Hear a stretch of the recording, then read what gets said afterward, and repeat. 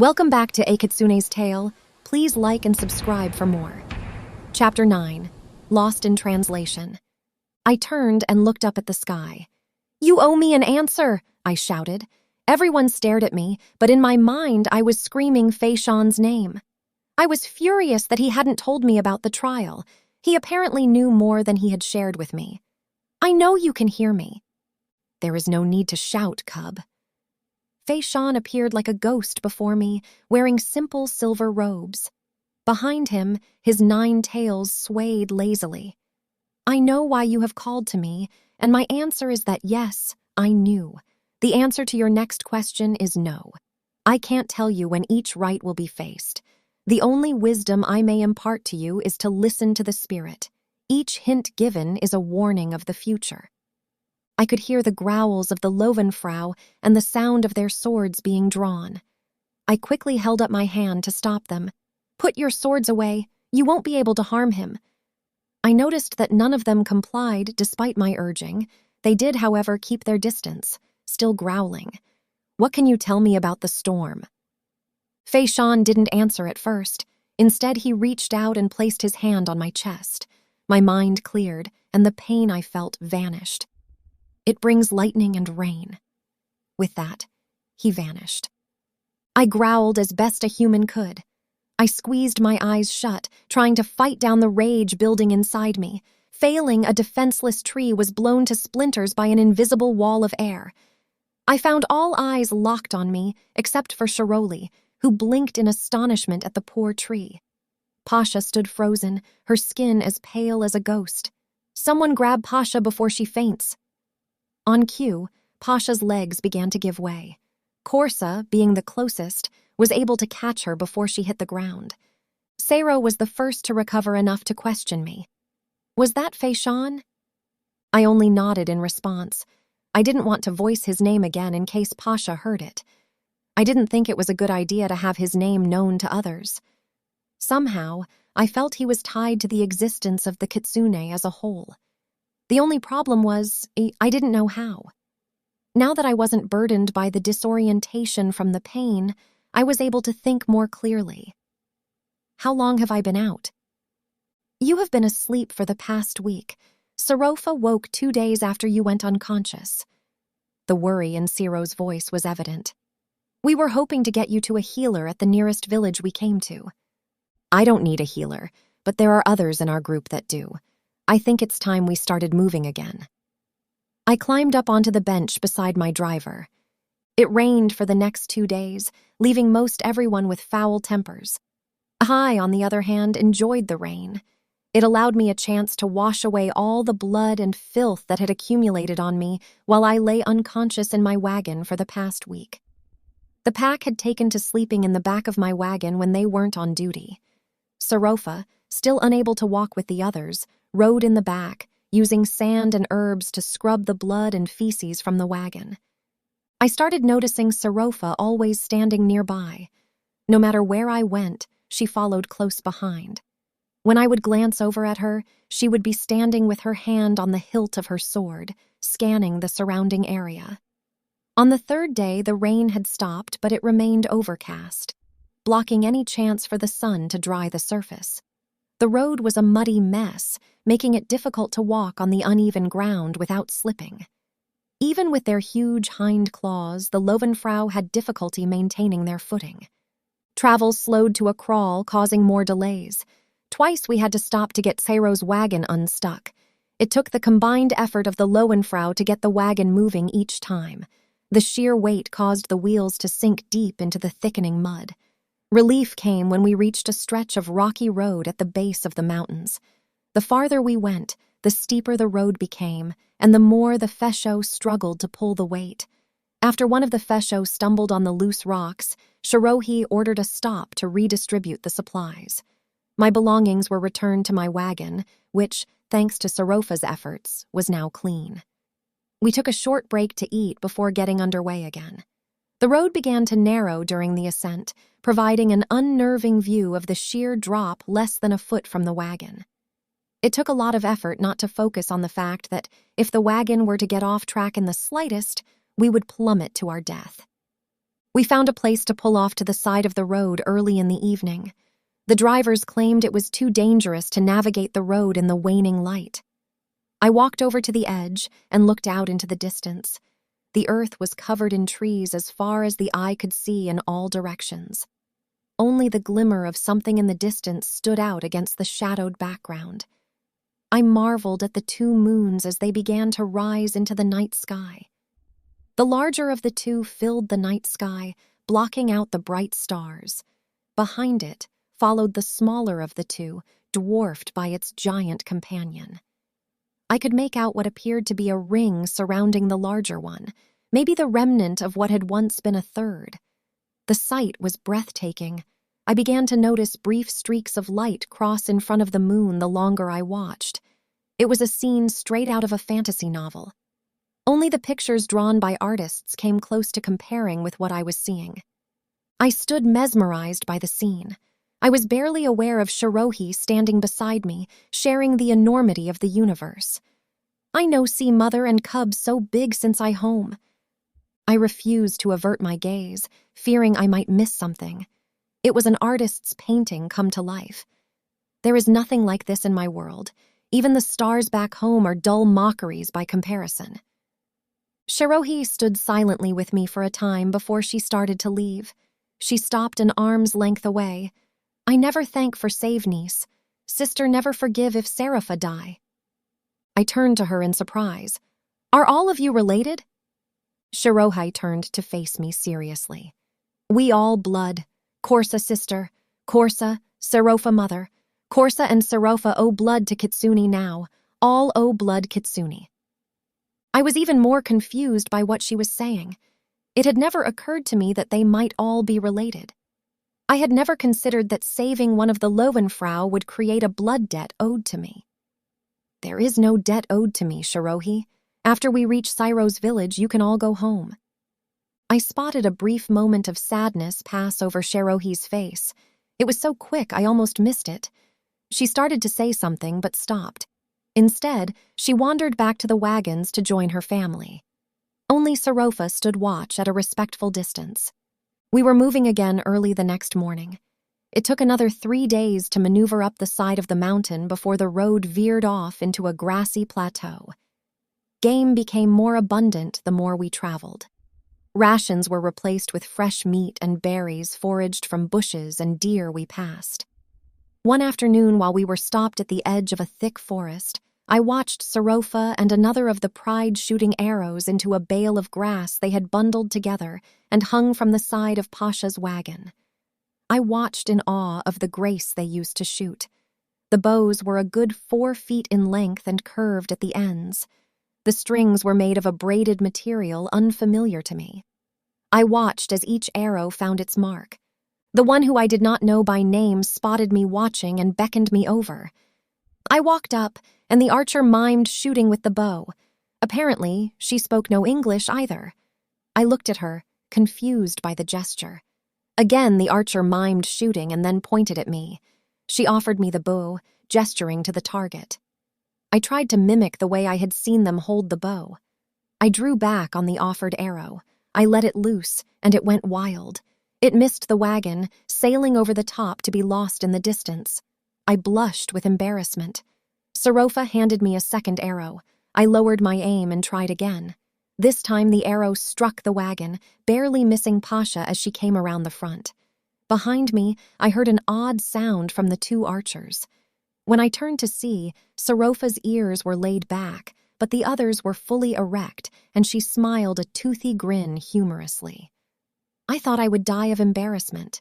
To make things worse, Pasha pulled the arrow out of the seat and shook it at me, shouting obscenities and creative places to put the offending arrow. I returned the bow to its owner, who tapped it against her chest. Rosha. Rosha held the bow out. Bogan. She then shook the arrow. File. It was obvious Rosha was trying to teach me a few words of her language. I vowed to try and remember the words for future reference. I decided I would be spending a lot of time with the Löwenfrau, and it would help to pass the time to learn a few words of their language. We spent the next 2 days camped at the edge of the field. I spent my time with Rosha and Sarofa, learning to shoot. The rest of the party made a point to stay away from the wagon while I shot. I took the opportunity to learn a few new words as well. Rosha seemed especially interested in trying to teach me, while also trying to learn new words herself. I struggled with the new words, but Rosha seemed to grasp my words better. When she tried to speak, the words came out with a thick accent but were nonetheless understandable. When I would try, Rosha's ears would dip slightly and her head would cock to the side. The morning of the second day, they began hooking up the teams of Fesho to begin our journey anew. Tension had eased greatly over the respite from travel. Even Pasha had begun to shed off her distance from me. She spent more time teaching me to use my gift. I had decided to stay in my human form. To my amazement, it was harder to use my power in this form. It took twice as long to summon my gift. Each time I tried, it resisted my summons. When it did manifest, it was weak compared to the way it worked in my Kitsune form. My usually blue-white fire surfaced as nothing more than a brief flame, no bigger than that of a candle's. It was so diminished that the color had changed to a normal orange glow. We passed a village on the fourth day without incident. A brief inquiry produced no leads on any healers, so we stayed only one night before moving on. We set up camp by a river a day out from the village. The stop offered a chance to bathe and clean the 2 weeks of dirt built up in our clothes. I moved upstream to bathe in private. I still held on to my taboo of being naked around others, even though they were all female except for Ciro. I searched the surrounding area before removing my robe and slowly stepping into the water. The cold water sent chills up my spine, leaving my skin covered in goosebumps. I slowly made my way farther into the river where I was able to hide my body behind the veil of water. It didn't take long to become accustomed to it, and I relaxed enough to actually enjoy the calming sounds of water washing over the rocks. I was startled by the sound of something splashing in the water. I quickly maneuvered myself to investigate and found Rosha swimming nearby. The Löwenfrau waved lazily to me when she spotted me watching her. Feeling exposed, I made my way toward the bank to retrieve my robe. Before I could make it halfway, Rosha emerged in front of me, holding what looked like a crude brush. I tried futilely to cover myself up. I could only stand there frozen. Rosha offered me the brush and mimed combing. When I took it from her, she turned her back to me. I was obviously expected to brush the thick fur that covered her back. I can do this. She is just an overgrown cat, I thought. I made short, even strokes at first. I immediately met resistance as the comb caught in the myriad of tangles. I worked at the knots until I could run the comb down the length of her back. I kept imagining myself combing the fur of a big cat to distract my mind from registering where I was and what I was doing. I jumped when I heard a strange rumbling sound coming from Rosha. It was enough to bring me back to reality, and I quickly retreated to the bank to fetch my robe. Rosha stood watching me with the same expression she gave when I attempted to speak her language. I returned to the wagons and resigned myself to brushing my own hair with the brush I had brought from home.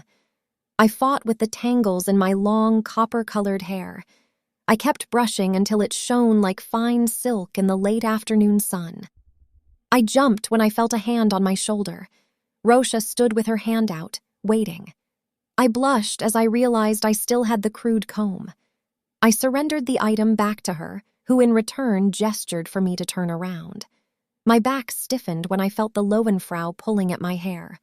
I feared I had upset my guard by running off as I had.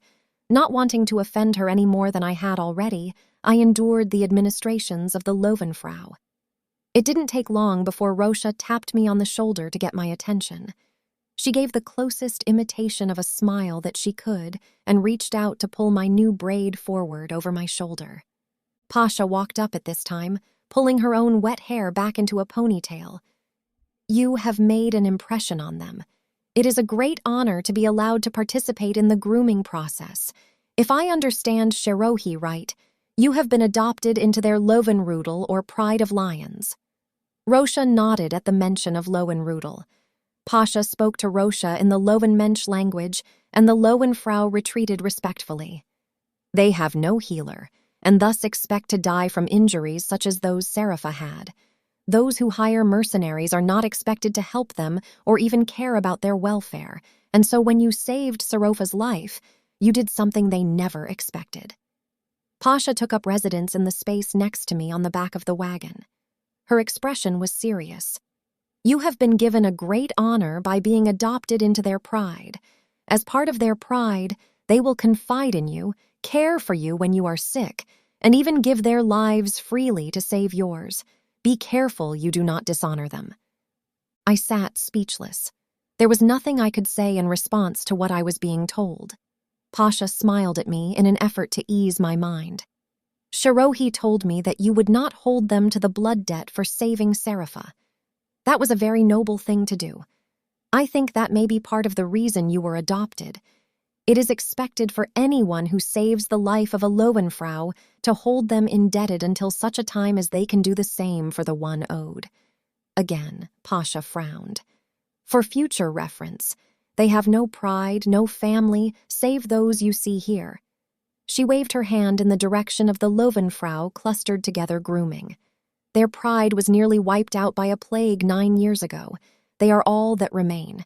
A pride cannot remain without a Löwenmensch to lead and sire kits on them. Unless they find a pride to accept them, they will all die, and thus their line dies too. But why do they not seek out a new pride? I was astonished by the news. Pasha's expression changed to one of sadness. Only Serapha and Shiroli are still young enough to be taken as a mate. Serapha is nearing the age where she will no longer be accepted by another pride, and Shiroli has 4 or 5 years at most to find a mate. I am not sure if you are aware, but Shiroli is close to 25 years old. Serapha will be 30 within a year, 2 at most. I had guessed Shiroli to be not much older than me, maybe by a handful of years, but no more. It was blatantly apparent I had a lot to learn about the world I had chosen to live in. All the trouble I endured in my own world began to feel small in comparison. Pasha left me to assimilate the information in peace. I had grown fond of the pride of Löwenfrau and wanted to think of them as friends. I did not want to see their family line lost. I spent the following days thinking about all I had learned. The Löwenfrau invited me to their camp in the evening and included me in their stories of a time of joy and prosperity. The more I listened, the more depressed I became over the situation. When times were quiet, I would tell them of my own world, and they listened with rapt attention. I told of my own childhood mishaps and of the girl from school that tormented me. Serapha voiced her desire to challenge Zedra, her anger evident. They were especially interested in the stories of the mountains back home, where my grandmother had taken me to see one fall. I described the many vibrant colors of the fall leaves and told stories of my adventures playing in the forests. I described a waterfall people visited near a neighboring village and of a cave my grandmother and I had found deep in the mountains near my home. I was careful to use words such as village to describe a town or city. I was not sure they would understand the meaning of town or city or the difference between the meanings. We came upon another village nestled against the cliff of the mountain after a month of traveling. We stopped to rest and for Pasha to try and sell some of her wares. The harvest equinox was in full swing, and everyone agreed it would be a good respite from the weeks spent on the road. Ciro succeeded in finding a healer to mend Shirley's bad leg.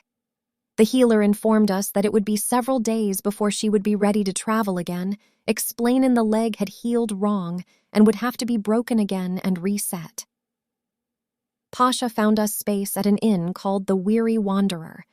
Due to the limited space, I was forced to share a room with Rosha and Shirley. Despite the reassurances of the village elder, the Löwenfrau chose to keep their swords with them. After much arguing over the issue, the elder had given in with Cairo's promise that they would not be drawn except in self-defense. I received curious looks from the multitude of people, mostly Bakaneko and a few Kitsune. Pasha's wares were greeted with great enthusiasm, and her stock rapidly shrank. Her product was a welcome addition to the natural colors of green and brown. Villagers could be found wearing her colorful cloths all over for days after. There was, of course, the group who rejected anything outside their village. These were common to the isolated regions high in the mountains. Everywhere we went, we were shadowed by at least one member of this group. Corsa was the first to spot them, observing our party from coveted hiding places among the shadows. The group was made up primarily of Huli Jing and thus dismissed as harmless. There was one in particular among their ranks that did draw close attention. This four-tailed Kitsune had taken an interest in Pasha and could be seen hovering nearby any time she was busy peddling her garments. When I was made aware of the situation, I asked Corsa to stay close to Pasha. When the Kitsune noticed the Löwenfrau standing close by watching him, he moved on without incident. After 3 days, he stopped making his appearance near Pasha's wagon. To my dismay, he had taken an interest in me. Word had evidently spread that I was in charge of the group of visitors. This was evidently what the Kitsune had been watching for. The unknown Kitsune no longer followed me alone. Other Hulijing and another two-tailed Kitsune had joined his ranks overnight. On the day before the festival was to end, I met with the members of my party. I think we have overstayed our welcome here. The four-tail has started drawing a larger following. I think it's best we leave before sunrise. Seiro dismissed the idea, as did Pasha, claiming they were harmless. It was true they had done nothing directly, but their growing presence had become a concern for me. The Löwenfrau, of course, agreed it was time to move on. Now that I was part of their pride, my opinion carried more weight with them. The Löwenfrau were also paranoid around people they did not know, and so any lack of contact with the strangers was immediately acceptable. After a brief argument, Pasha and Seiro finally agreed we would leave after midnight. We stayed to eat and drink until Sarofa entered the room and announced that trouble was brewing outside. Our party immediately dispersed, heading for the door. Outside, we found at least a dozen villagers led by the two Kitsune staring down an enraged Rosha. Pasha's wagon sat alone, engulfed in flames. All 3 drivers worked to unharness the Fesho, who reared and bucked wildly with panic. Rosha held a frightened and squirming Huli Jing by the throat. The ringing of swords being drawn cleared the immediate area around us. The fire and commotion had attracted other villagers to the scene. Time seemed to slow down the moment a rock was thrown by someone from the aggressing group. That single act was all it took to incite the mob to attack. I watched in horror as both sides collided in a blur of fur, claws, and teeth. They reached Rosha first, she being the closest to the mob. Using all her strength, she wielded the now limp body of the Huli Jing and her sword to fend off the assault. The would-be assailant was reduced to nothing more than a rag doll in her iron vice grip. Shirohi, followed closely by Corsa, tore into the mob with ruthless ferocity. I watched as the Huli Jing were reduced drastically in number. One lay motionless with an arrow protruding from his back. Sarofa had obviously strung her bow and now used it with deadly accuracy. I heard one of the Löwenfrau shouting in their native tongue. I made out Rosha coming at me on all 4s at full speed. The entire time sped at me, she was shouting something I could not quite understand. I screamed when she leapt at me, landing on top of me. I struggled desperately, shouting for her to move so I could get up. Rosha lay on top of me, breathing heavily but otherwise still. I began calling her name over and over. Rosha finally turned her head and breathed into my ear with her final breath. Schwester, then went limp. I used all my strength to get free. Rosha had a smoldering hole in her back. I could do nothing but stare at my friend. In all my young life, I had never seen or faced death this close before. A loud explosion followed by screaming drew my attention back to the fight. Pasha had joined the fray and now faced the two-tail. Both battled, using the powers they possessed. Pasha was obviously the stronger because the two-tail was beginning to falter. Out of the corner of my eye, I caught sight of the four-tail preparing to assist his companion. Without thinking, I used my spark of power to assault the Kitsune. The diversion worked, and now I faced my own barrage of attacks. It took every ounce of my energy to fend off the assault using the shields taught to me by Kern and Pasha. Pasha had obviously dealt with the other Kitsune and came to my aid. It was no use. The other Kitsune threw her aside effortlessly. Each time one of the Löwenfrau attempted to attack the four-tail, they were barred by a renewed assault of Huli Jing. I could feel my shields weakening as the other's power pinned me to the ground. It is a shame the overgrown cat blocked my first attack. I would have preferred this to be over quickly. The four-tail approached me calmly. There was no need to hurry. He was in complete control. "You should have left after the first day. You are not welcome here," he growled. "Now, once I have dealt with you, I will deal with the rest of the trespassers." My shields finally collapsed, and I was suddenly thrown aside. I landed hard against the side of the inn. The impact was enough to crack 2 of the boards. I tried to regain my feet but was again knocked back by an invisible wall of air.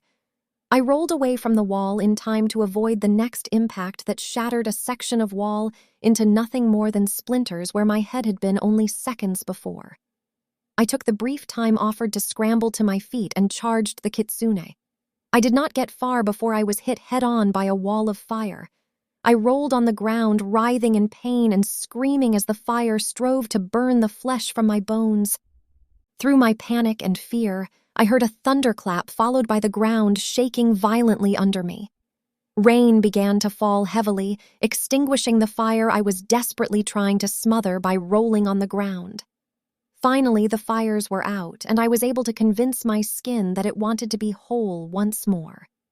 I lay on the ground, listening to the shouts and the agonized roars of the Löwenfrau as they tried to push their way through the diminishing fighters. The thing that incited my wrath most was the laugh of the Kitsune. I could again hear Pasha shouting my name above the noise. Something about her voice sounded odd. A flash of light followed by another clap of thunder lit up the night enough for me to see Pasha being pushed back by the four-tail. I looked to where the Löwenfrau were and saw one of them lying on the ground, dead or unconscious, and Serofa knelt over her, fending off 2 of the Huli Jing. I felt my power grow. I felt it fighting its own battle to rise to the surface. I released my hold on it, allowing it to consume me. I could feel my bones crack and reshape as I began to change. Time slowed to a crawl as the pain of the change sharpened my senses. I could feel every hair grow, every bone crack. I felt every second of the change. I was aware of the power flowing through my veins like blood itself. "No!" I screamed at the top of my lungs. I was only slightly aware of the attention I drew from the fighters and crowd alike. "Your fight is with me!" I rose to my feet slowly to face the Kitsune, who had now stopped his attack against Pasha. Pasha, no longer needing to defend herself against him, fell in an exhausted heap. The four-tail's eyes widened in fear at the sight of me. He was obviously not expecting me to be alive. My body was alive for the first time in my life. I could feel the blue-white fire roar in defiance of the rain. The Kitsune recovered and began his assault on me anew. His attacks were easily absorbed by my own white-hot fire. He began to slowly back away as I approached. He had killed Rosha. He had hurt my friends. He had tried to kill me. Nothing would satisfy my rage but his life. I let it build slowly to give him time to realize his end. I let it build until I felt I could no longer hold it in check, and released it. All my combined power hit the Kitsune in the chest. His shields were all for naught. He was sent through the air to land in the distance, his fur smoldering. I did not have to look to know he had died instantly. His body lay in the distance, reduced to nothing more than a bloody and broken shell. Thank you for joining us for another edition of A Kitsune's Tale. We hope you will return for more.